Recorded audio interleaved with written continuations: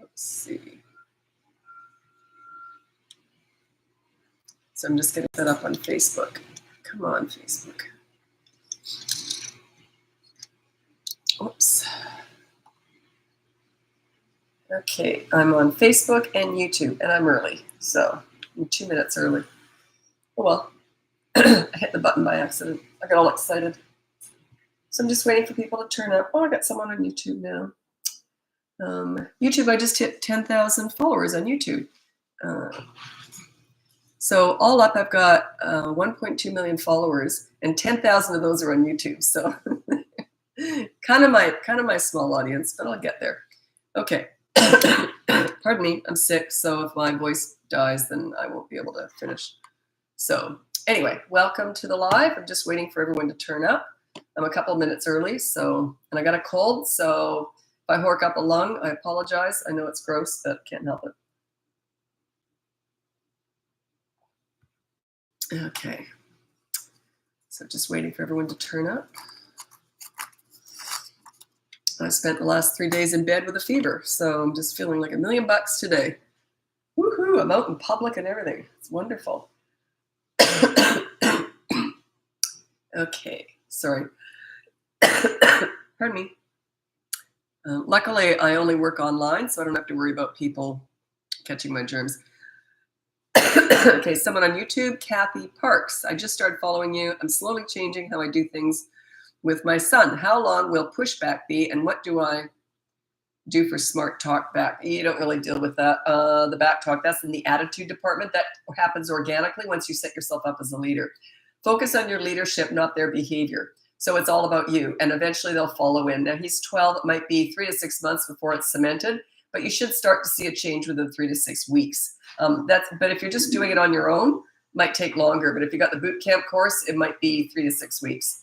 But it depends. If you hire me for coaching, it's about the same as the course. Okay, thanks for all you do. You're very welcome. Thanks for that support, Susie. Okay, so I'm on Facebook, and I just want to apologize ahead of time. I do have a cold. I know I'm horking up a lung here. But yesterday was a nightmare. I had a fever, and I lost my voice with the very last session. So I had to give them an extra half hour after that. So anyway, it's horrible being sick. I work like 7 days a week. So, okay. Hope you feel better. I want to understand the concept of leadership parenting better. I was seeing your pool story. Well, the pool story sort of epitomizes the way I look at leadership. It's you deal with bad behavior, then you focus on the good kid. So you always want to bring out the best in them. If they like themselves when they're with you, and their self-esteem increases, their pride increases, and they generally just want to please you. That's sort of the way it goes. My boot camp course, you might want to check that out. If you have a 3 to a 12-year-old, that's all about you and your leadership. It's a 5-week course. Anyway, welcome. I just want to apologize. I'm coughing today, so nothing I can do about that. Anyway, if you look at the link above, you can get my free behavior board, my mini toddler courses, my big boot camp course, or you can look into coaching. I know in the States, I think there's Tuesday, Wednesday, 3 more days of school left before summer holidays. So you're ramping up for that. That is a really good time to get all this stuff done because you're home more, right? And you can even do this stuff on holidays. So, just sort of simplify it. Don't go all out. Like what I mean by that is don't try and tackle your biggest sort of issues when you're away. But you can tackle something a bit smaller, when you're away. Anyway, let me get on to your questions now.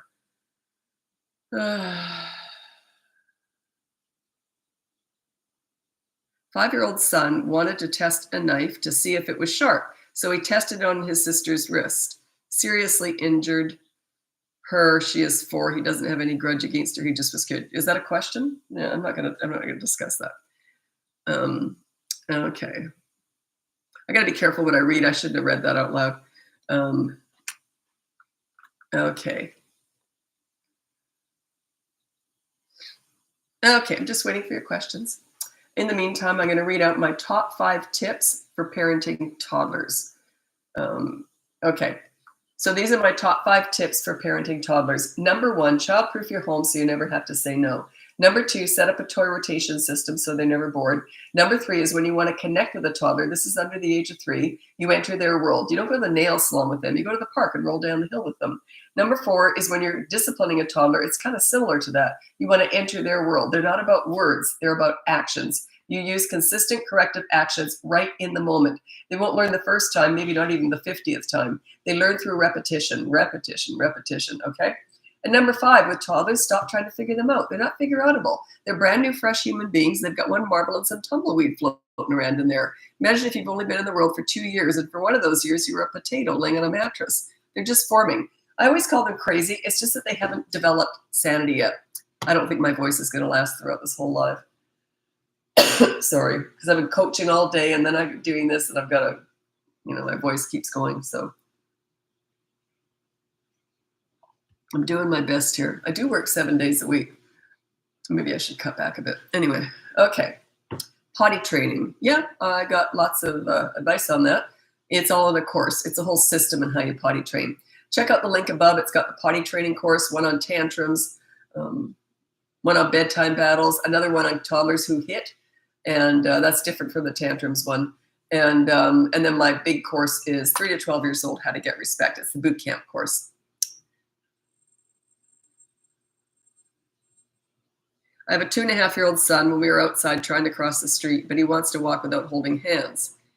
He puts, okay. That's like saying he doesn't want to be strapped into a car seat. He's going to be strapped in. He's going to hold your hand. I'd pick him up under my arm and cart him across the street. I would take charge. I would make sure he gets across the street with me hanging onto him or holding him or carrying him.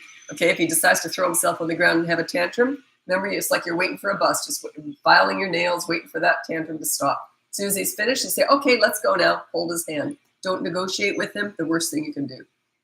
If I hold your hand, it'd be safer on the street. No, he doesn't need to hear that. It's all these therapy sessions, all this over-explaining. Over-explaining leads to complaining with kids. The more you explain, the more they complain. Sorry. I might have to abandon ship. I can feel my voice is starting to go. Okay. Tantrum in shopping malls, is it okay to bring them in the car to calm down, not disturb others? Would you recommend? Yeah, I would. It's like you never want a tantrum to be disturbing other people. The only time I ever give in to a tantrum and give them absolutely every single thing they want is if they're really sick. Obviously, you do whatever you have to do to calm them down. Or if you're on an airplane or a crammed space, I would give in to any demands rather than put a whole plane through it. And if you're in a mall and it's not that noisy and it's going to be disturbing people, yeah, cart them out to the parking lot, let them have a tantrum in the parking lot or in the car, whatever. But you still don't talk to them or look at them when you're carting them out.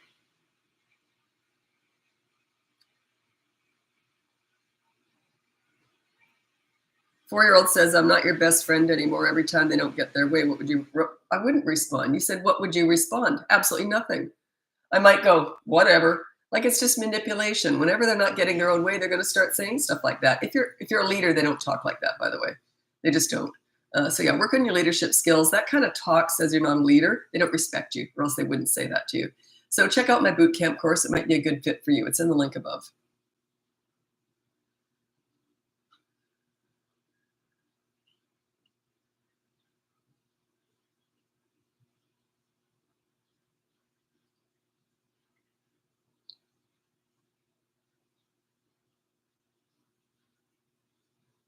There's a lot of sort of questions that, like you said, arguing. What are you talking about, a 16-year-old, a 2-year-old?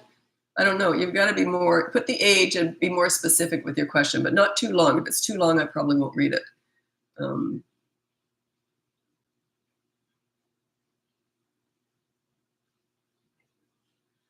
have a 4-year-old that curses out my wife. Okay, check out the free behavior board. That's up in the link above, and you just put down no bad words. Okay, and every time he does, there's a consequence. Say you have to do a chore within 15 minutes of being asked to do so. If he won't do that, then it's 24-hour media blackout, something like that. Yeah, I don't get to all the questions, by the way. I just don't. This is on YouTube. 5-year-old. Oh, I hit 10,000 followers on YouTube. That's my slowest. I've got 1.2 million followers. 10,000 of them are on YouTube. So it's my smallest platform, but it's growing. We're just trying to figure that out. We don't have a lot of time. My daughter's my marketing person, and we're very busy.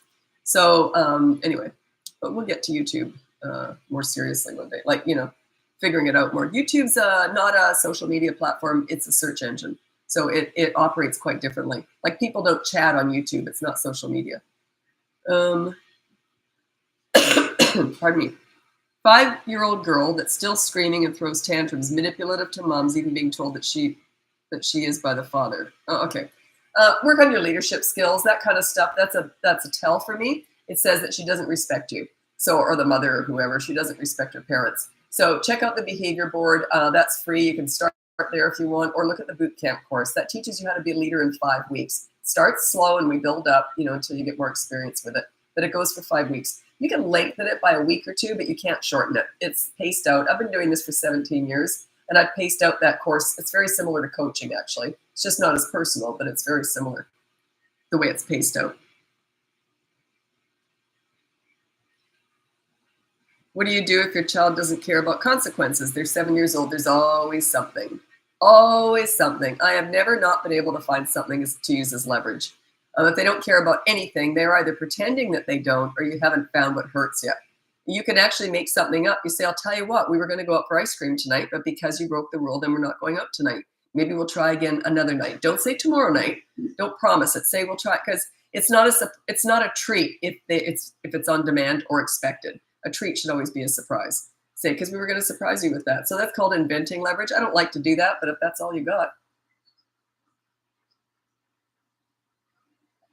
Lately, what's been working in a similar situation is the family says, okay, we were all going to go out for ice cream tonight, but because of that, and they'll tell you why I do this in a second, but because you broke the rule today and they didn't care about media or anything, you're only going to get half of the amount of ice cream that your brothers and sisters are going to get, okay? Then if they kick up a fit, you would say, if you keep acting like this, you'll get none. Okay, one of the parents stay home with that child and take the other kids out for ice cream. There's always something. I've been doing this for 17 years. I've never not been able to find something to use as leverage. But that's inventing leverage. You were never going to go out for ice cream. You just needed leverage, so you invented that ice cream trip just to use as leverage, right?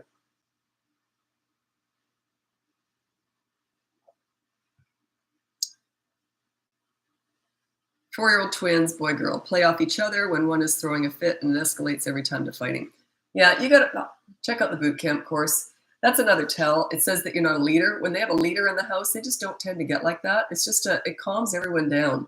Leaders have a way of just calming kids down, making them feel safe, making them feel secure, giving them pride, increasing their self-esteem. Leadership is what it's all about. You want to be best friends with your kids. Absolutely. But you want to be parent first and foremost. So my kids, I never really told my kids what to do. They knew right from wrong from a very young age. And if they chose the wrong path, they knew mom would come in with a consequence. They just knew that. I always said to my kids, it's all up to you. You can choose whatever you do in life. I'm never going to tell you what to do.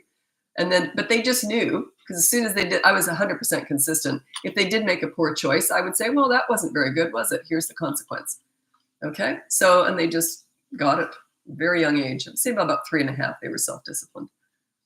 Very little after that. Okay. And they were very easy after that. Right through the teen years. There's always going to be a few bumps in the road, but generally you want to get that respect, and it's mutual. It's mutual respect. A 10-year-old said, I don't deserve this family after getting a realization of what she did poorly or got in trouble for. What would you say? Usually extremely emotional at the moment. I don't deserve this family. Yeah.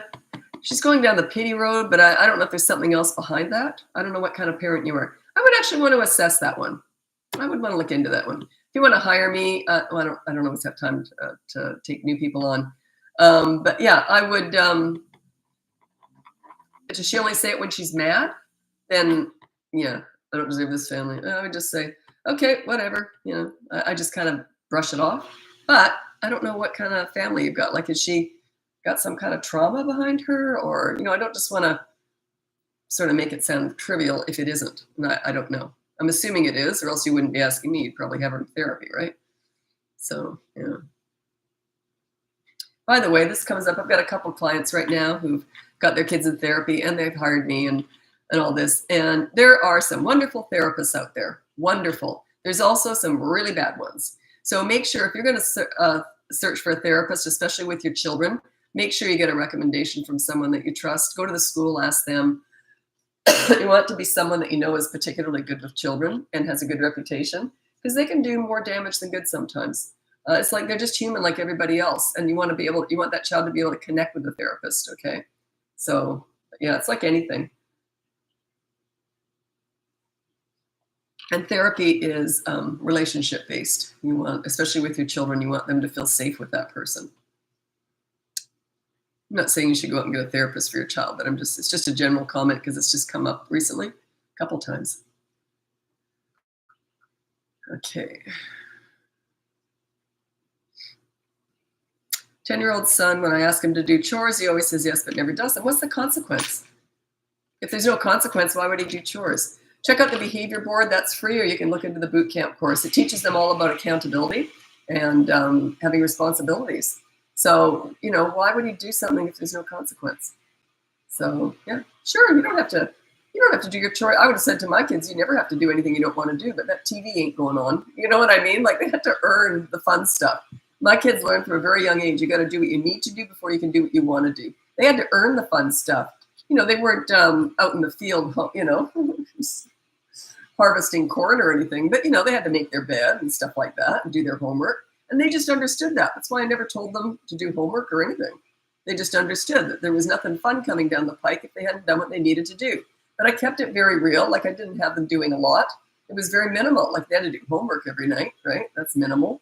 They had to make their bed, big deal, put their dirty clothes in the hamper, put their clean clothes away, keep their room basically tidy and stuff like that.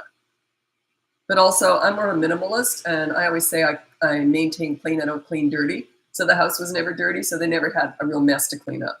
So it was a very, very doable task that they had to keep their room clean. Don't expect a kid to go in and clean up a cluttered, disorganized room. I think that's unreasonable.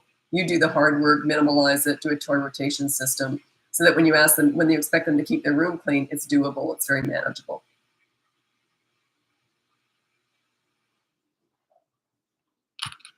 What do you do with a 2-year-old that runs away when she doesn't want to do something or go somewhere? Okay, you just make it happen anyway.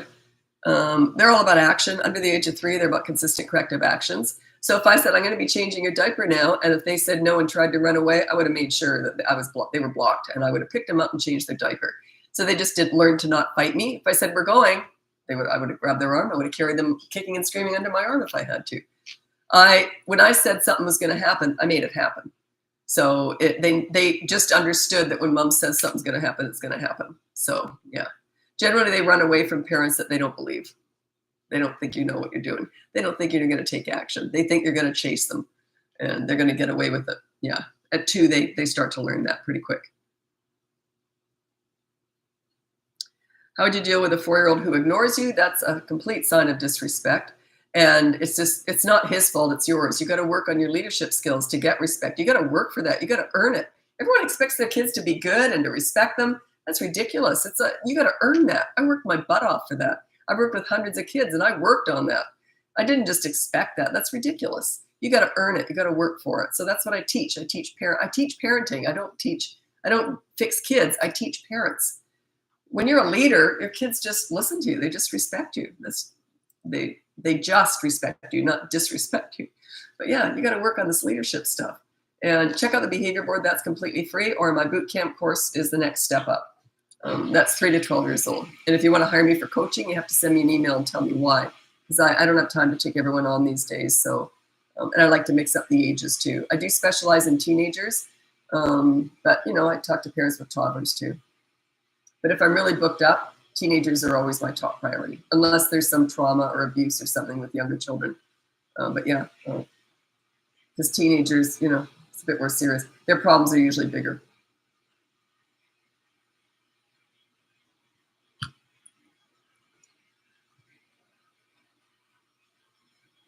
Toddler refusing to get into car seat. Well, who's bigger? You or the toddler? My son used to do that. He used to go, well, not straight as a board. He'd go like that. You know how they just completely arch their back? But I made sure he was over the car seat. My friends and I used to call it the karate chop. So I'd just hold him there. He'd be having a fit, right? There's no way he'd get in that car seat. As soon as he took a breath, I'd do the karate chop and get him in there and zip and get him in there really fast. He didn't fight me very often because he knew. But yeah, call it the karate chop. We weren't karate chopping, but you fold him up really fast and get that done. You just got to take action. You got to be in charge. Too many parents are actually negotiating with a toddler. That's ridiculous. It's absolutely ridiculous. Well, if I let you do this, will you do that? They don't respect you. They just don't respect that.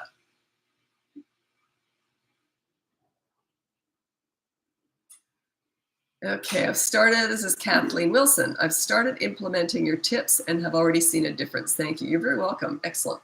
That makes me happy. That's why I do these lives. I've been doing these lives now. I did them every day for about almost 2 years.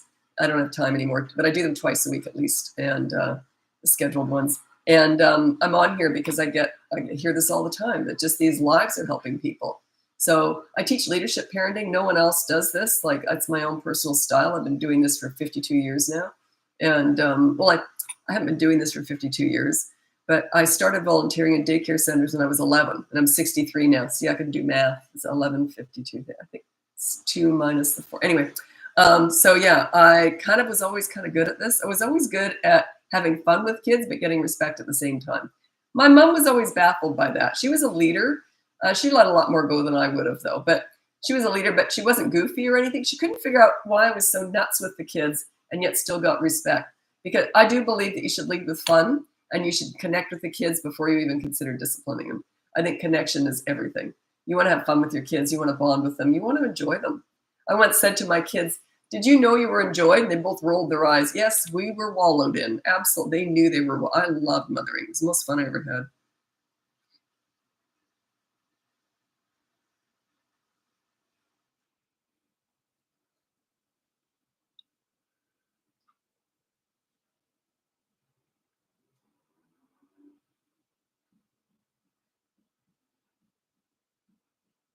Okay, how do I help my 9-year-old with social skills?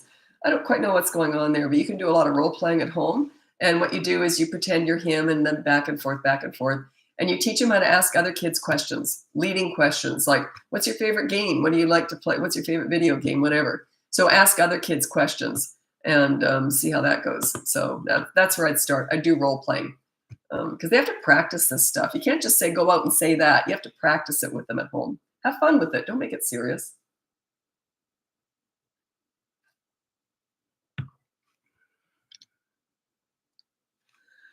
I don't know how much longer my voice is going to last. Oh, it's frustrating.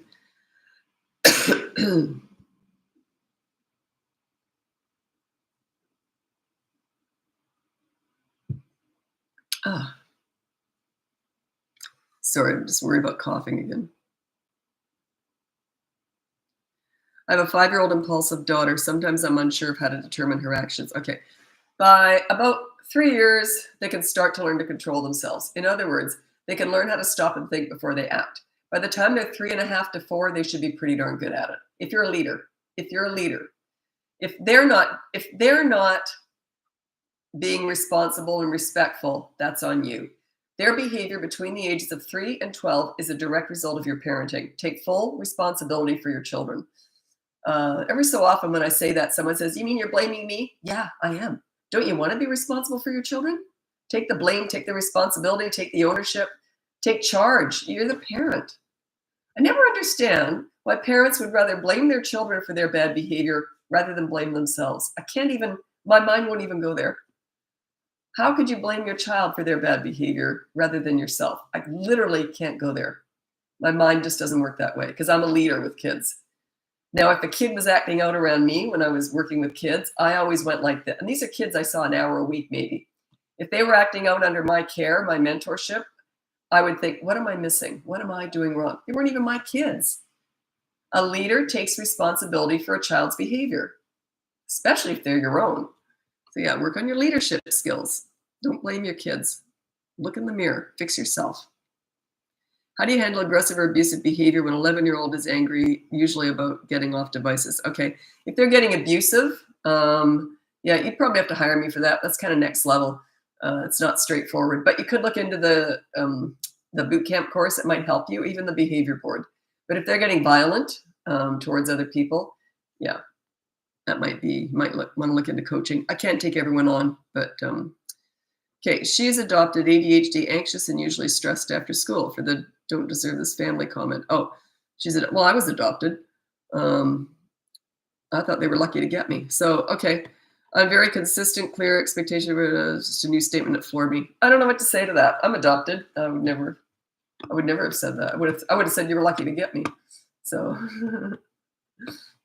yeah, probably would have. Yeah, I don't know what to say to that. I'd have to assess the situation, to be honest. If you want to work with me, look into coaching. That's in the link above. I'd have to look into that. Miranda Adams, I have a hard time staying calm and not yelling. I'm working on becoming a good leader. Any suggestions on becoming a good leader? Check out the behavior board. That is teaching you how to give respect to get it. A leader doesn't demand respect, you command it. By giving it, you give respect to get it. That's the whole basis of what I teach. Most of what I learned, now I've started volunteering with kids when I was 11. I went to daycare centers. I was volunteering in daycare centers at 11. What a weird kid, eh?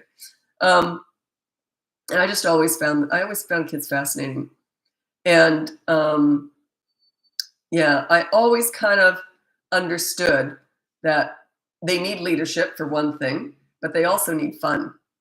So their love language is fun. So I was very good at, I still am. I lead with fun with kids or with teenagers, humor. But yeah, I mentored troubled teens about 20, 30 years ago.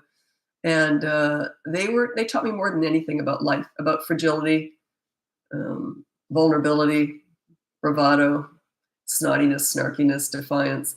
They taught me everything about all that, and I'm very grateful to them. But yeah, they taught me how to be a leader, never judging, never angry, but also I don't ignore anything. I don't let anything go. But I always try to encourage. I always try to make them feel good about themselves. I know a kid I was working with, a teenager, said, I never liked myself until I met you. Like that, isn't that the best compliment you could ever get? They didn't like themselves till they met me. In other words, I was the only person that took the time to find the good in them. And believe me, I needed a microscope. And I said that to them too. They laughed. Anyway, so yeah, you got to bring out the best in kids, and then they'll bend over backwards for you. They want to please you. If you like yourself when you're with someone, that's what a leader does. You make them like themselves. When you like yourself when you're with someone, don't you want to please that person? That's what you want to be. You want to be that person that your children want to please. And then when they're teenagers, they just won't want to disappoint you. You want them to please themselves more than you, because you want to pass the torch over.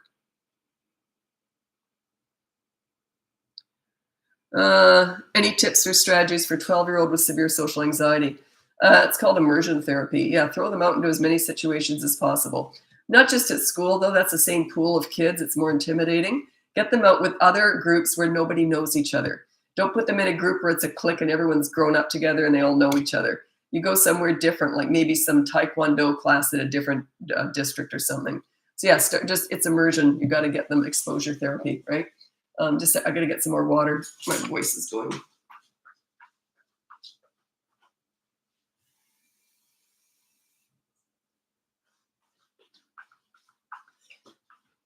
And I'm back. Okay. Okay, 8-year-old still poops in underwear almost every day. I'd have to assess that situation. I don't know why an 8-year-old would know how to do that. They usually can control the poop. The urine not always at nighttime when they're asleep, but if is he awake when he's doing it? Does he go and hide, or does he just stand there and do it? I don't know. I'd have to assess that situation. So, I would need to look into that. So you might want to look into coaching. But I only do 5 sessions, and you might not need all 5 just for that. So I don't know. Can't always do quick answers on these lives. At what age do you stop using distraction after saying no? That's at about 16 months old. Yep, 16 months old. Because they're babies till they're about 16 months old. Now, could be 14, could be 17, but it's about 16 months old. So, and even when I use distraction, I don't distract with a lollipop. I distract with just something else to do, not too exciting. But after that, you just sort of let them work it out on their own.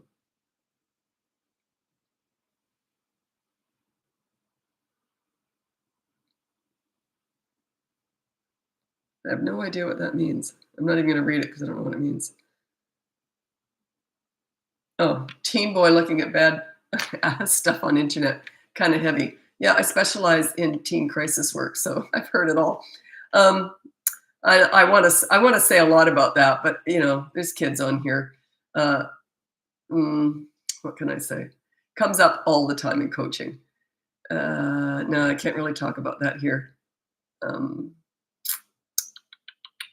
Yeah, if you've got other things and you think coaching might be for you, you could look into coaching. But yeah, not much I can say to that on here. It's too many kids watching. Do you think you should force a kid to apologize if it's not genuine? I'm into consequences. I would be more inclined to make them do a good deed for that person if they did something. Yeah, like let's say they hit their younger sibling, they have to give their favorite toy to that younger sibling for a half hour to play with, something like that. The words "I'm sorry" to me, I'll be honest, to me they don't mean much. It's like, yeah, what else are you gonna do? Like, I'm sorry, yeah. So, what are you gonna do? How are you gonna make amends? What are you gonna do to make it up to me? Like, I'm big on amends. There's 4 steps to a good apology. Number 1, say you're sorry. I don't really care about that. Just starts the ball rolling. Number 2 is take full responsibility. And you don't expect kids to do this, but as adults and older kids, they can do this. So I'm sorry, it was all my fault. Don't say, I shouldn't have yelled, but if you hadn't done that, I wouldn't. You see what I mean? So it's take full responsibility. The third one is make amends. What can I do to make it up to you? Do a good deed for that person. Say, how about I take you out for coffee? How about I don't know, make your bed tomorrow morning? How, you know what I mean? Like, and then the last one is don't keep repeating it. The words "I'm sorry" are so overused. If my voice was better, I'd tell you a story that happened out front of my building. This guy almost ran me over, said I'm sorry, and then I was still upset, and he got mad at me for being upset that I didn't accept his I'm sorry. And I said, you almost killed me. I'm allowed to be upset with you. I'm allowed to voice my upsetness. I said, the words "I'm sorry" don't help me right now. And he said, you're right. He says, bring it on. He took full responsibility after that. But the words "I'm sorry," they're so overused. I agree. My kids are night and day since implementing this style. Thanks for your support. I hope you're talking about my leadership stuff. I teach leadership. I don't teach authority or please their parent. The old-fashioned authority style, not a bad way to parent, but they do rebel in the teen years, but they usually shoot out the other end just fine, and they appreciate what their parents did for them, but they will rebel in the teen years.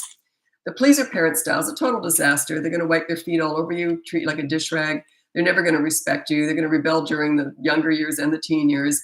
And they're going to shoot out the other end, self-entitled snowflakes with mental health issues. I'm exaggerating, but I'm just making my point. I teach leadership. You want to raise strong, problem-solving individuals who have a voice and respect themselves and others. That's what I do.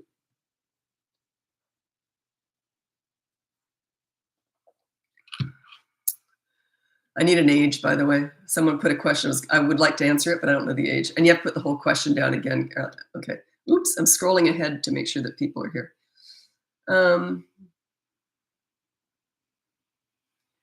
My son will be 2 at the end of the month. He always hits. Okay, check out my Toddlers Who Hit course. That would be a good fit for you. It's in the link above. It's one of my mini toddler courses.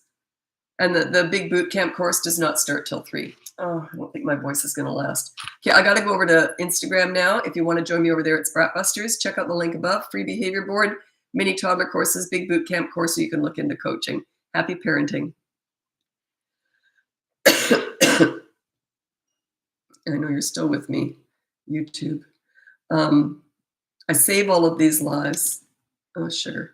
I save all of these lives on YouTube. And then I hop from Facebook to Instagram to TikTok. But my voice is giving out. I don't think I'm going to make it. Come on, Instagram. Come on. There we go. Okay, so I just got to take a break.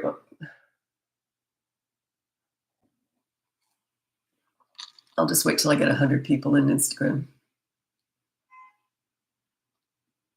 Oh, gosh. It's funny with a cold. When you sound your worst, you feel your best. Like, I feel fine, I just can't talk. Okay, I got 100 people here. So, okay, 124. Okay. More. Okay. Why am I counting? Who cares? Okay. Thanks so much for joining me. I got a cold. I don't know how long I'm going to last. My voice is starting to fail. So my coaching clients, I had to bail in the last 15 minutes on one yesterday. So I gave them some extra time, for another session. Anyway, but yeah, it's just frustrating when you talk for a living and then you lose your voice. Okay. 2-year-old throwing tantrums at bedtime, making herself throw up. Yeah. What do you want me to say? They're going to do that. They're going to get tired of doing it after a while. But yeah, just clean them up, and you can't stop that. The only thing you can stop is if they do it by sticking their fingers down their throat. You can hold them back. I've known kids who do that because they know how much they only do it because it upsets you.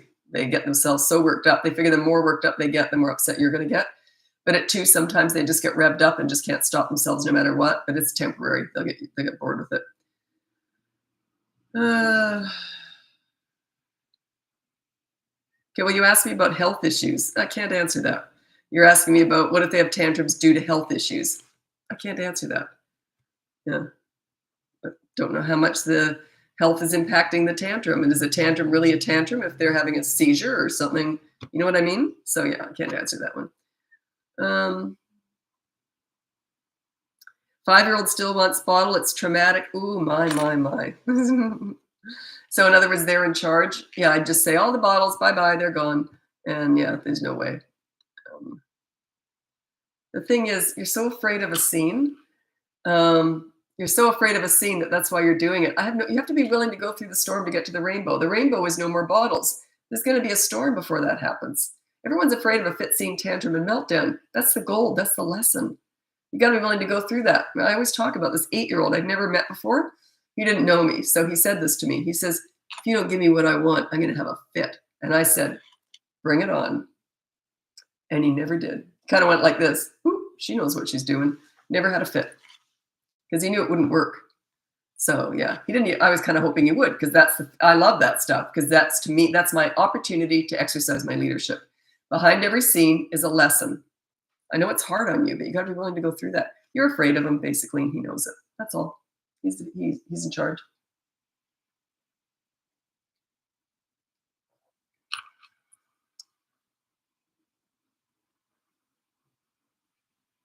Three-year-old started saying, I hate you. I would just go, whatever, and just ignore it. I'd just walk off.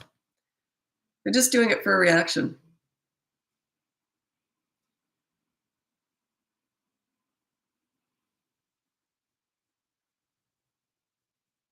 Do you have any suggestions for aggression in an autistic child? Yeah, that's only in coaching. I only discuss autism in coaching. Most of what I teach works very well with autistic children, but sometimes we have to tweak things. I always say we're throwing mud at the wall and seeing what sticks. Some of it does, some of it doesn't. So you'd have to hire me if you want my advice on autism or a child with autism.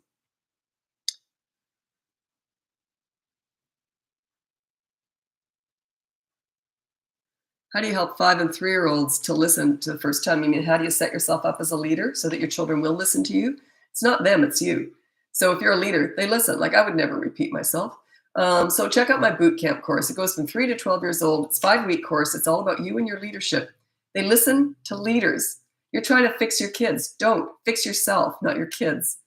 Leaders, you want them to react to you. You don't want, yeah. I don't know where this all changed. Parents just relinquished all their power about 40 years ago. It came in with the pleaser parent style. It's always trying to please the kids. Oh my God, we don't want them to be upset. Yeah, that's okay if they get upset for not getting their own way all the time. That's okay. They'll survive. They'll be fine. You may not, but they will. But yeah, work on yourself. Remember, we're not fixing kids here. We're teaching parents. I teach leadership. You lead, they will follow. It's a natural instinct. By the way, if you're not a leader at home, you're going to send your children out extremely susceptible and vulnerable in the world. They're going to be very susceptible to peer pressure, bullying, the drug dealer on the corner, the internet, the Kardashians. You get the idea. They're going to be very vulnerable. They're going to be looking for leadership because you're not that for them at home. When they've got a leader at home, they come home and tell you everything. They run everything by you because they trust you. You're like their best friend. You're the safe place to land. Right through the teen years, they'll tell you everything. You might not want to hear it, but they're going to tell you everything. What's the difference between phrasing and focusing on good behavior? What a good question. Okay, I always say praise does not get good behavior, and praise is overrated. Play is underrated. Parents tend to praise too much and not play enough. So focusing on the good behavior, you don't focus on the good behavior, you focus on the good kid, by the way, not the good behavior. Focus on the good kid. And you talk like this, like let's say you say to them, hey, what do you like to do? Like bring out the best in them. Get them talking about themselves. Say, what do you like to do? Do you like coloring? I saw you doing that the other day. What'd you do there? What's your favorite thing to do? What kind of show do you like? Ask them questions about themselves. That's how you focus on the good kid. They'll start talking about things that they like. Okay. Praising is saying, you're wonderful, you're special. Kids don't really care about that. I don't either, by the way. I don't like it. I don't like charm. Whenever someone says, oh, he's really charming, I'm like, ooh, sounds like a snake to me. I don't trust charm. It's all that phony, oh, you're beautiful. You're, oh, God. Yeah, I hate that stuff. Make me laugh. Ask me questions about myself, you know. But yeah, kids are kind of the same. I think I've got a lot of little kid in me. I don't like all that phony crap. I hate phony people. It's my absolute pet peeve. I hate phoniness. Charm is one of the first traits of a phony person is charm. But yeah, and praise is overused by charming people, right? That's why I don't really like it. But yeah, ask me questions about myself. Ask me about my past, my, what I like to do, my hobbies, and that kids are no different. Ask them about themselves. That's focusing on the good kid. When you ask a child about themselves, they don't tend to talk about the bad stuff. They tend to talk about the stuff they like. And that's focusing on the good kid. How do you stay so calm? Love watching your videos. I used to mentor troubled teenagers. Anything after that is very easy. So yeah, that's where I got this from. Yeah, I learned a lot. It was all self-taught too, because I did get some training, but I knew I'd never use it. I do tell a story in coaching about teenagers. It's the pool story, but with teenagers. I only tell it in coaching. It's just next level. But yeah, it's all about, I don't let anything go. I address all bad behavior, but I focus on that good kid. And I work my butt off to bring out the best in them, to make them feel good about themselves. I used to work with teenagers, and one of them said to me, I didn't like myself until I met you. Like, what a compliment, eh? Make kids feel good about themselves. If you're the source of them feeling good about themselves, how do you think they're going to treat you? Think about that. Who in your life makes you feel good about yourself? How do you treat that person? What do you like is that when you're at your best? When you're around that person who makes you feel good? That's what you should do that's what a leader does for children. Make them feel good about themselves. Give them that gift. Everyone's so focused on the bad behavior. Yeah, we deal with it. That's not my focus. My focus is on the good kid. The bad behavior, get it all done, sort it out. Say, yeah, you were bad. Oh, well, we all do dumb things. Okay, now let's go to the park. It's like that, okay? Want to play a game?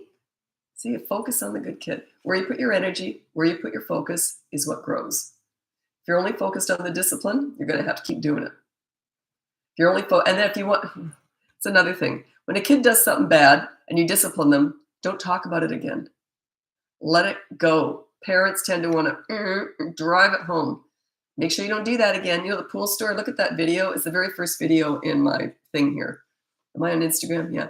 It's the very first video. It's called Example of Leadership Parenting, and it's the pool story.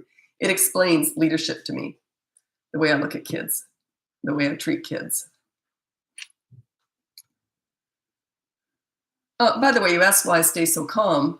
You're seeing a parenting coach. When I'm working with kids, I am not calm at all. They bring out the best in me, actually. I'm kind of crazy. I'm kind of nuts. I'm kind of ludicrous. I'm goofy. I have a really childlike sense of humor. I'm very silly. And I'm probably at my best when I'm around kids. So, yeah, so I'm not calm at all. Only when I'm disciplining, which as a leader, I never have to do because they respect a leader, right?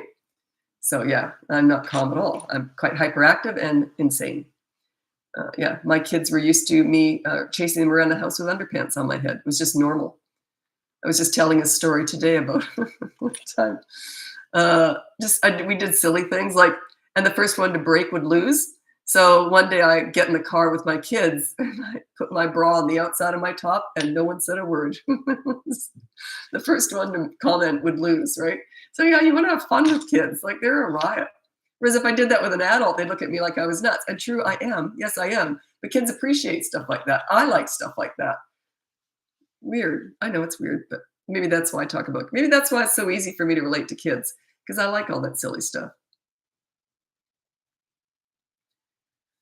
Buckwheat honey. I'm vegan. Yeah, vegans don't have honey. But yeah, probably would help. Oh boy.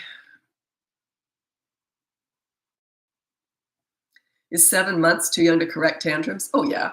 They won't grow out of them till they're 3, 3.5. But you can help diminish in intensity, frequency, and duration. But that won't really kick in till they're about maybe 2. You'll start to see it diminish a little bit with practice.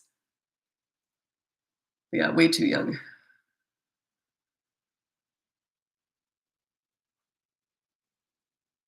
Attitude and tons of it. 6-year-old, that's a tell. You got a 6-year-old with attitude, that's a tell. It means you're not a leader. Yeah. Check out my boot camp course. That might be a really good fit for you. It teaches you how to be a leader in 5 weeks. So I've paced that course out. It's almost a year old now. It's got all my videos. I did a one-off group coaching session throughout the weeks with that, and they're all on there now. And so you see other parents asking questions. But yeah, it's just about you and your leadership. You lead, they will follow. I got respect with hundreds of kids, teenagers, toddlers. Was it them or was it me? Right? See what I mean? It's not about them. It has nothing to do with them. It's all about you. Work on your leadership skills. You lead, they will follow. How'd you manage housework, cooking, and playing with your kids? Um, I don't know. Still managed. I don't know how to answer that. Well, for one thing, I'm a closet cleaner. I like cleaning closets, but that's not what I mean by that. I love cleaning. I'm not OCD, but a lot of people think I would be, but I'm not. But I was usually up by 5 and clean the whole house top to bottom before anyone got up. Plus, I clean as I go, and I never leave a mess behind. And I told my kids and my husband at the time, I said, I'll never ask you to clean, but never leave anything. If I ever have to pick up anything of yours and clean under it, you'll be cleaning. So they just learned to always pick up after themselves. They just did it. They never thought anything of it, but they learned to never make a mess. They just didn't. Why would they? If they thought they'd be mopping the floor, why would they leave a mess? so, so yeah. Um,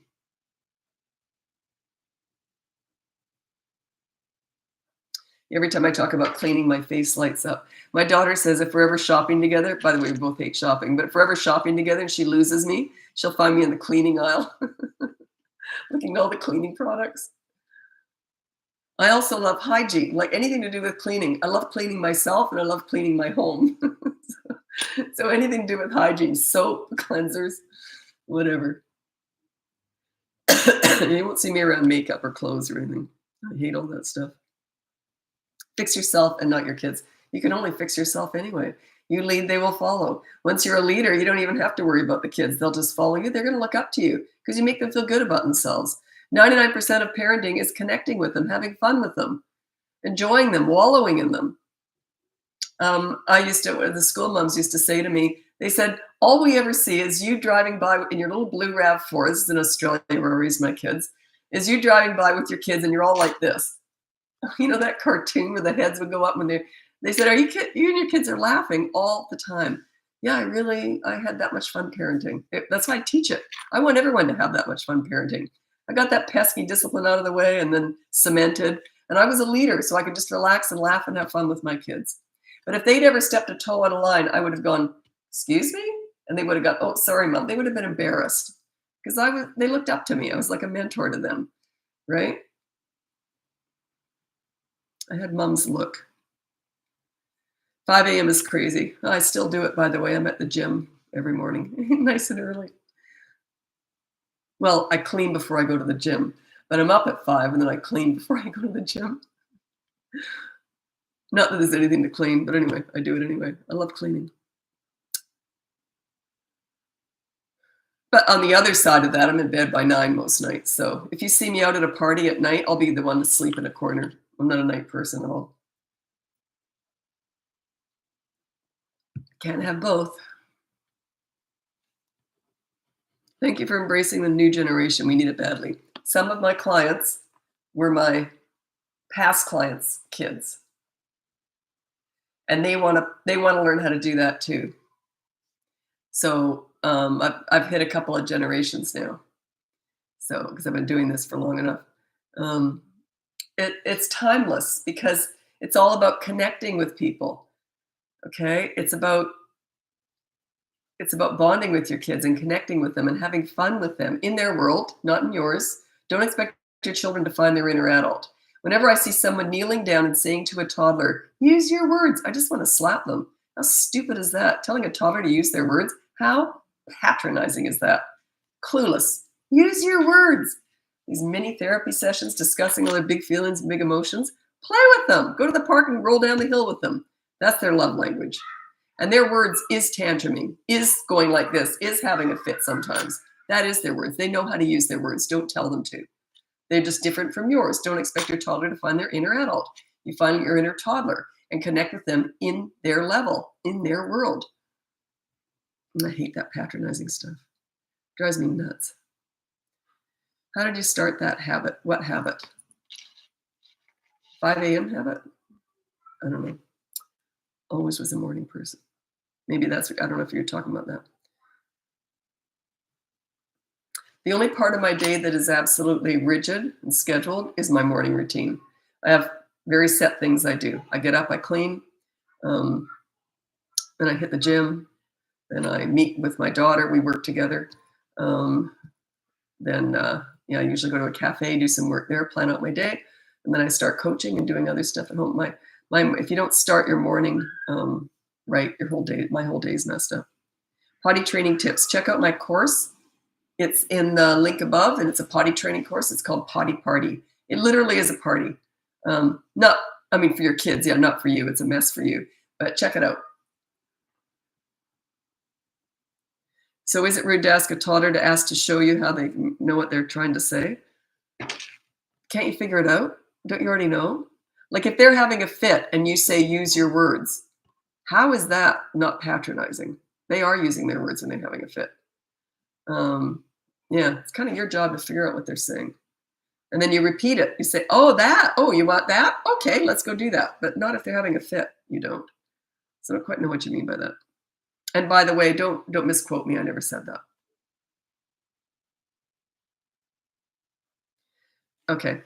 Suggestions on when a partner is on the same page with parenting style but continues to, okay. Sorry. That continues to lose his cool easily with 2-year-old. Just shares some experience with working with a partner, but lightheartedly. I don't quite know how to answer that. Well, I'll just tell you what happens in coaching quite often is a lot of the times the mom will hire me, sometimes the dad, but when the dad hires me, the mom's usually in on it too. When the mom hires me, the dad often isn't in it. I understand men only because I raised one. Men are fixers. If they can't fix their family, they resent having to hire me to do it. I get that, but I say, well, have you ever hired a personal trainer or a business coach? Same thing, right? That's the way I look at it anyway. So the husband will often not want to be involved in this. You know how many husbands behind their wives' backs have hired me on the side because they start to get jealous of the relationship the mother is getting with the kids. So they often get on board after a while and they learn to calm down once they see the results. They're results driven. Like they don't tend to believe it up front, but once they get into it. I've had so many dads who come in late in coaching and they say, I'm seeing the difference that the kids are, I see how different, I come home to a whole different household. I want to learn too. So it's the results that tend to sell the husbands on this stuff. Yeah, I never would have understand men if I didn't raise one. I remember once my son said to me, he's a dad now, and he said to me, Mom, when you ask me what I'm thinking and I say nothing, he said, I'm thinking nothing. He says, there's nothing going on. He says, I know you can't turn your brains off, but we do. So there's just things like that he told me over the years that I thought, yeah, I get that now, but I didn't for a long time. How do you learn how to play when you weren't allowed as a child? So in other words, it's your parents' fault. Like you can go in the past and bring your baggage into parenting, but I strongly suggest you get past that. I wrote this out and I read it to a couple clients today. I like to write inspirational stuff down for myself. And it encompasses everything in life. Anything is available to you if you are willing to do the work, take risks, and put yourself out there. So do the work to get past your own childhood and be a better parent than your parents were. And all parents do the best they know how. So your parents did the best they knew how. No one's handed a child in the hospital and says, I'm going to mess you up. They all did the best they knew how.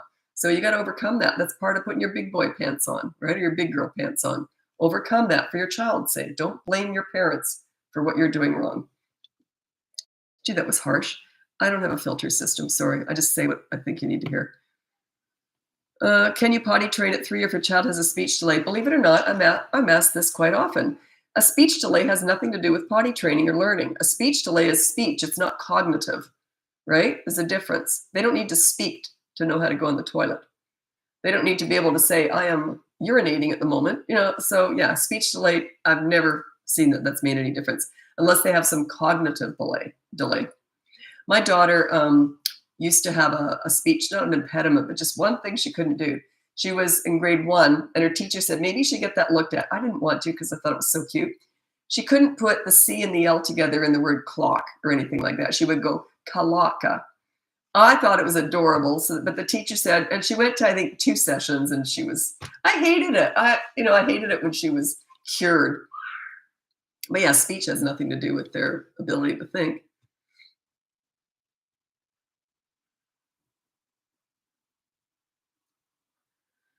Do you have to send your kids to daycare for them to socialize? Okay, you got an 18-month-old. They don't socialize when they're 18 months old. They don't really start to socialize till they're 3. Let me think.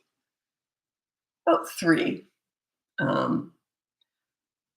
Okay, 3 and 9 months is a real turning point for children. Don't ask me to go into it. I've been saying this for like 40 years. No one believed me. Now they're saying, the experts are saying 3 years and 9 months is when they start to have the ability to develop empathy. When you have empathy, that's when you can really start connecting with other people. But until then, they can learn to play with other kids under the age of 3. But at 3, they really start to get good at play.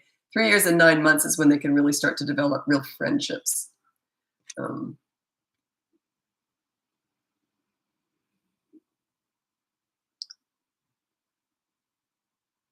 Oops, I got to scroll ahead because I don't want people to have gone when I answer their question. New dad, 3-month-old here. Love your content. Just want to say hello. Hello, Kyle. Kyle Malone. Okay. Good time to get in on this stuff because you can avoid all the traps, right? With toddlers. I'm going to read out my top. This is for your benefit, Kyle. It's for toddlers. My 5 top tips for parenting toddlers. Number 1 is childproof your home so you never have to say no. Number 2 is you set up a toy rotation system so they're never bored. Number 3 is when you want to connect with a toddler, you enter their world. You don't go to the nail salon with them. Well, Kyle, you probably wouldn't do that anyway. But you don't go to the barber with them. You go to the park and roll down the hill with them. Number 4 is when you're disciplining a toddler, you do not use the mini therapy sessions discussing all their big feelings and big emotions. That's absolute crap. I know it's trendy, but it's garbage. They're not about words. They're about actions. You use consistent corrective actions, and they'll learn through repetition, consistency. Number 5 is stop trying to figure them out. Toddlers are not figure-outable. They're brand new, fresh human beings. They're just forming. They've got one marble and some tumbleweed floating around in here, okay? So anyway, I got to get going. I'm going to be moving over to TikTok now, and I'm going to go get some more water while I do that. So thanks so much for joining me. Check out the link above. You can get my free behavior board, my mini toddler courses, my big boot camp course, or you can look into coaching. Sorry, I know I sound very manly, but I've got a cold right now. Thanks very much. Happy parenting. Okay, I'll be right back, YouTube. I'm just going to get some more water.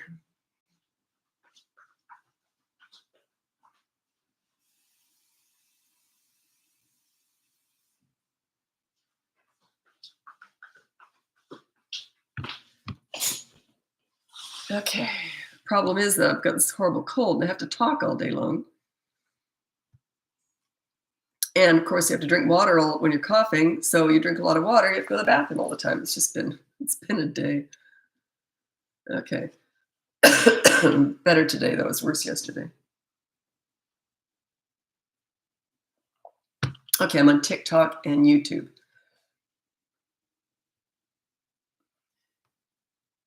Okay. 15-year-old girl vaping, that would be coaching. I can't answer that on here because I don't know your relationship. I'm relationship based. You don't just deal with bad behavior. I got to fix your relationship with your 15-year-old. I can't tell you what to do until you've got a good relationship with her. We got to work on bonding with her, connecting with her. I'm going to read out my top 3 tips for parenting teenagers. They're my favorite age, by the way. Okay, these are my top 3 tips for parenting teenagers. Number 1 is you listen to understand and show empathy. You don't listen to gather information to lecture with, or they will shut you out. When you get good at this, what I call silent listening, they're going to tell you everything. Okay, that's what you want. Number 2 is you negotiate pretty much everything. It's not a blanket statement, but it goes something like this: Hey, I want your dirty clothes in the hamper from now on. What do you want from me? Do it with whatever you can, and you'll see they'll start to look at you a little bit differently. They'll start to respect you more because they feel respected. You've got to give respect to get it. Number 3 with teenagers, don't sweat the small stuff. If you're going to micromanage a teenager, good luck with that. Okay, you made mistakes; they're going to make mistakes. That's just life. Life's messy. Okay, if they do something stupid, that's not a big deal. Just say, "Well, that was stupid. Do you want to hear what I did when I was your age?" And laugh it off. Okay, be relatable, be human. Understand that they're not perfect, and neither are you, and that's okay. Perfection's overrated. I've never met a perfect person, but I've met lots of people who try to be. How boring. They're always the most boring person I've ever met, too. You know, that self-righteous know-it-all. God, they're boring, aren't they? Okay. Okay, I'm just waiting for people to turn up.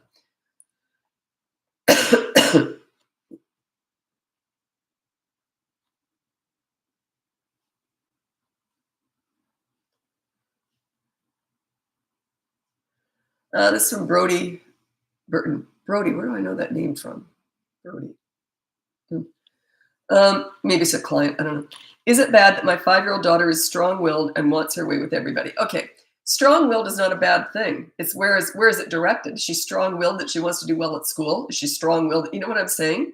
So if you're a leader, they don't tend to be like that. They just don't.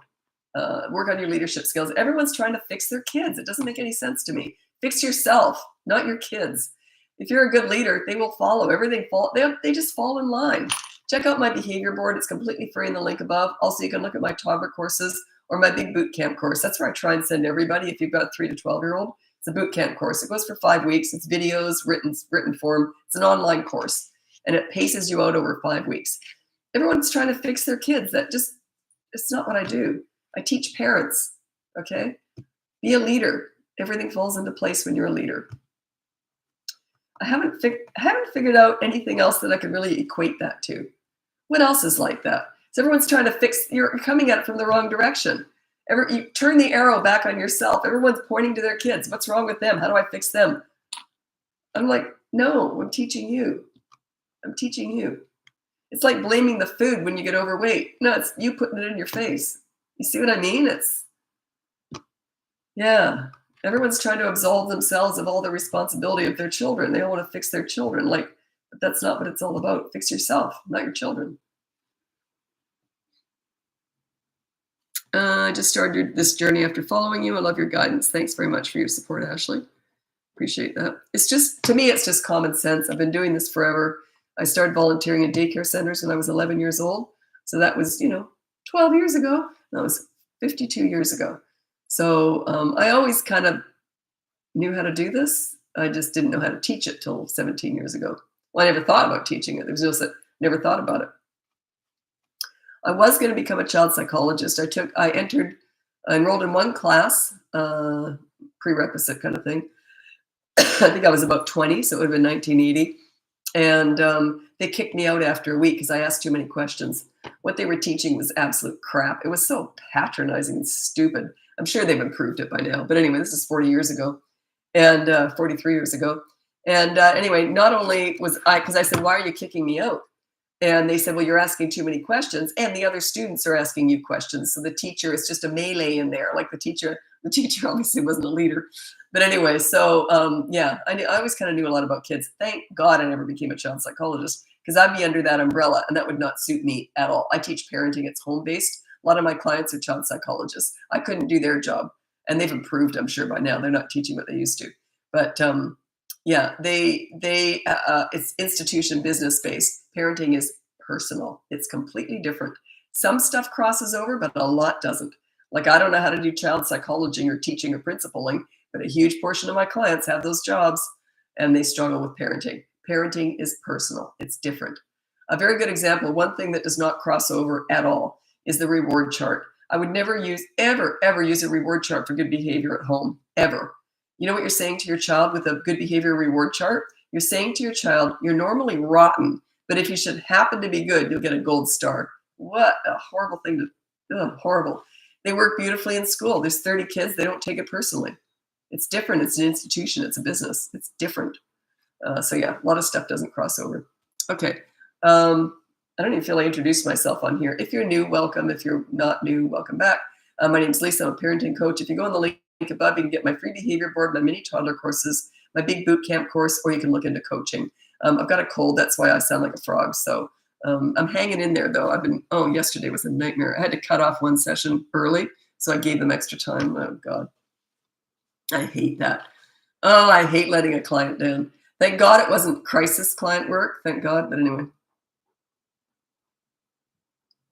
Not much I can do if I can't talk, right? Just thoughts on your public school. I don't have any opinion on that. It's like asking me about religion or breastfeeding till they're 8 or co-sleeping, homeschooling, Montessori. Those are all personal choices. Yeah.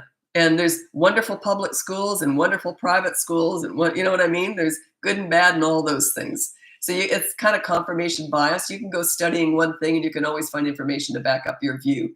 But if another person could also find information to downgrade your view. So that's when I always say those gray areas are just personal choice. So there's no black. I think of leadership as black and white. I do, because that's why I teach it. I believe very firmly in this, in that you want to bring out the best in your children. You want them to look up to you and respect you because you respect them. You want to give respect to get it. So I do feel that my method of parenting is black and white, but it's not the only method out there. There's probably I don't know any other methods out there. I'm very careful about that.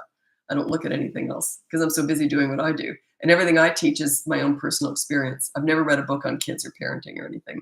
Why would I? That would be someone else's view.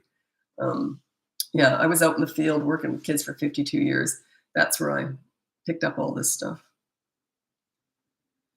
And they told me, it was the teenagers I worked with. They said, you got to teach this, Lisa. No one's ever talked to us like you do. They told me to start this business. I wouldn't even have thought of it.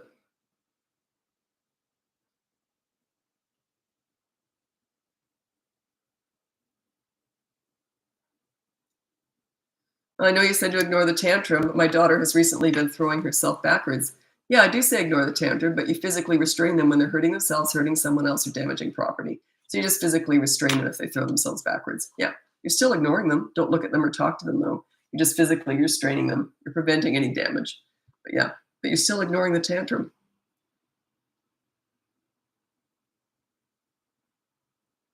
You might want to check out my tantrum course. That's in the link above. Also, my big boot camp course has a whole bunch of tantrum stuff in it, but that's older kids too, right? And that other one is just more little ones. But yeah, the tantrum course has everything that with the toddler courses that you would need 3 and above. It has all that, like bedtime battles, it has that in there. The boot camp course has all that stuff in there. But I don't have any toddler stuff in the boot camp course. Toddlers are under 3. I'm going to tell you a cute story. One of my clients. Coaching is my favorite thing in my business. I just love it. You get to know the parents, and then you see they're crying, and then next thing you know, they're, oh, we're doing great. You know, it's just up and down, up and down. Anyway, this one family, they have a 3-year-old little boy and a 15-month-old little girl. And the little boy was always hitting. And every time his little sister would hit him, he would hit her back. And she's little, right? So anyway, so after they had the behavior board up for a while, it was his rule was no hitting. And toddlers are not in it. So, but a 3-year-old is. So the little sister wasn't on the behavior board. So she hit him. Now, normally he would have hit her back. Do you know what he did? He took her hand, walked over to the board, and he said, see, no hitting. Is that the cutest thing? He's using the behavior board on his little sister, but he didn't hit her. Isn't that cute? So yeah, they get this. And he was proud of himself. You don't want to drag kids down. You want to build them up. If kids are like this, if you look at a kid in timeout, God, I hate timeout. I think it's so mean. You look at a kid sitting in a corner during timeout, they're like this. You never want a kid to feel that way. I don't do that. I do not do that. I think it's mean. There should be no shame in disciplining. Just say, yeah, you did something bad. That was stupid. Yep, we all do dumb things. Here's the consequence. That's it. Okay, you want to go to the park now? That's how I do it. No shame. No anger. No yelling. That was one of the cutest stories. One of my favorite stories was this other client, and they had an 8-year-old little girl. And every time I'd see them, I just couldn't wait to hear the next story. They told me in session 1 how smart she was. Session 2, she decided she didn't want that behavior board anymore. So you know what she said to the parents? I'd never heard this before. She said to them, "You guys are wonderful parents. You don't need that lady." And she tore down the behavior board. I've never heard a child butter their parents up to get rid of me. And they put the board right back up again. So, but yeah, she said it just like that too. "You guys are wonderful parents. You don't need that lady." She pulled down the board. That was cute. She came out. I can't remember the other thing she did. She was very funny. Kids are great. I think kids are hilarious. That was cute. Client today. Sometimes I feel sorry for clients. I don't have a filtering system. This client today said to me, they laughed with me, but they said, "Can I put down be kind to each other as the rule?" And I laughed. I said, "You can put it down, but good luck with that." That's a big ask. It's like, be perfect is the rule. So yeah, I laughed and laughed. Yeah, we don't put that down. Okay, can you speak more on consequences and examples? Don't get caught up in that. Look at the behavior board. That's all you need to know. Everyone wants to know the perfect consequence. It's not about that. It's about your consistency and having a consequence. What it is doesn't matter. Okay? So people always want to know, what's the consequence? You know what that's like? That's like saying, what food should I eat to lose weight? Just eat less. You know what I mean? Like, yeah, healthy food, obviously, but there's no perfect consequence. It's consistency, routine, structure, right? That's the hard part. So there's so much. I often use dieting because it's so similar. Another example I use, like dieting, is if you're following me, don't follow anyone else for a while. Just follow me. You know why? If you like what I'm saying. If not, just say, "Oh, she's stupid," and go to someone else. You want to pick a path because everything I do goes together. It's like a package deal. If you were to want to lose weight, if you want to become a leader or a good parent, or not, I shouldn't say just good parent. There's other methods that I'm sure make good parents too. But if you want to follow the leadership path that I teach, you can't mix up other things with it. It's like dieting. If you want to lose weight, you don't pick and choose what you like from different diet centers. You got to pick a path.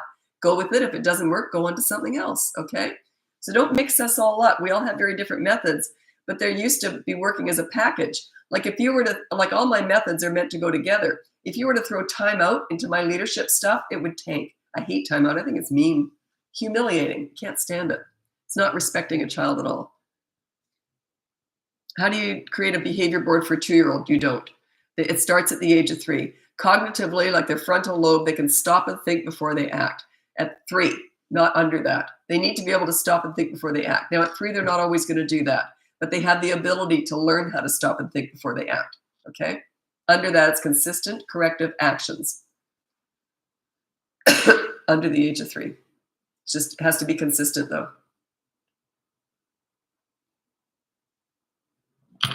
God, I can't believe my voice has lasted. Oh my God, I'm so close here to losing it. Okay. Would you give a consequence after a child does something wrong, or would you give one more? No, if they know right from wrong, and they all do, I don't say, "If you do that again, you're going to get in trouble." Makes you look like you're afraid of them. I'd say, "Oh, that wasn't very good. Here's your consequence." "I didn't know." "Well, you'll know next time, won't you?"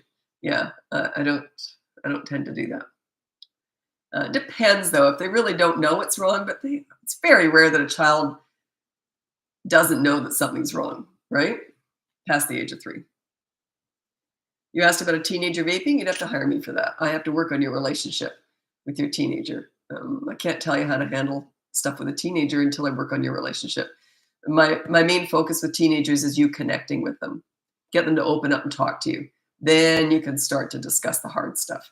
There's that door is shut. Before you have a good relationship with your teenager, it's a vault. They're not going to listen to you.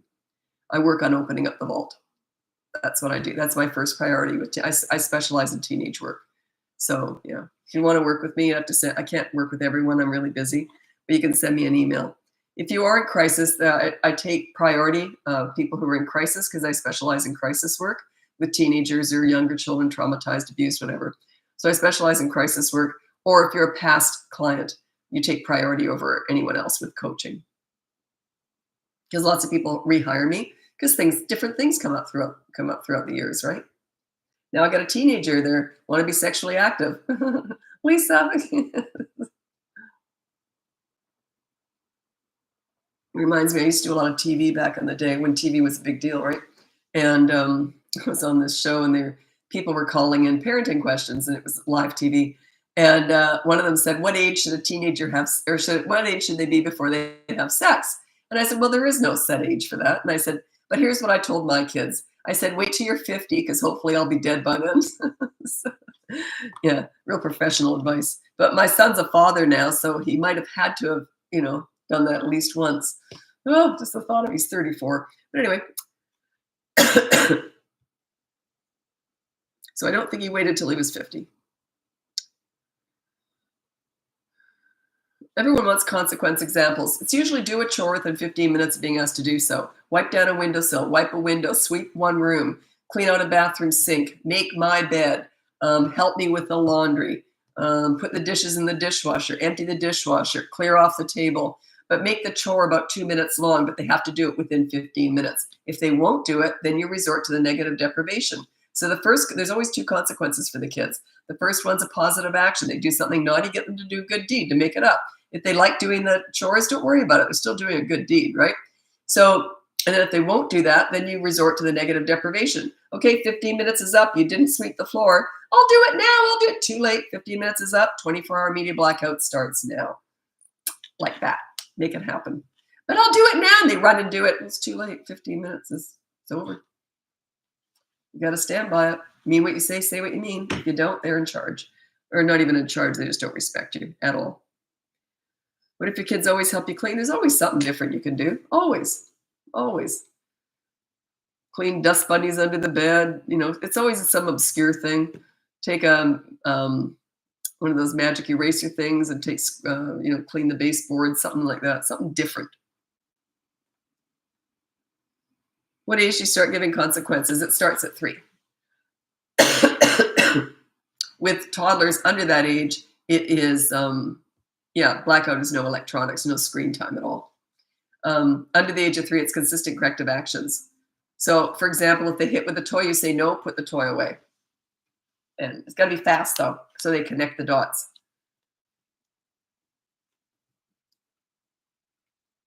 Consequence for 14-year-old that we adopted last year that came to us when she was 12. 14-year-old, it would usually be something like make your bed, do your laundry for you, something nice for you, maybe brush your hair. Could be something silly like that. I love having my hair brushed. I've never had anyone in my life who likes doing hair, and I love having my hair brushed. So that would be my kids. If they did something, if they were running late for something, they'd say, oh, how about no TV tonight, Mom? I'd say, nah, just get a brush, 5 minutes with my hair. And they hated doing it. Could be something simple like that. It's usually with teenagers, I like to make it something connecting where you're doing something fun together. Maybe they have to, a good consequence is they have to do a TikTok dance with you. Even though you don't, like they don't want to do it with you, but that's their consequence. Do a TikTok dance with me. Yeah. I tried doing a dance. What did it do? Oh, I tried doing the Beyonce country song. I got it about 3 seconds in and thought, yeah, I should legally not be allowed to do that. It was pretty bad.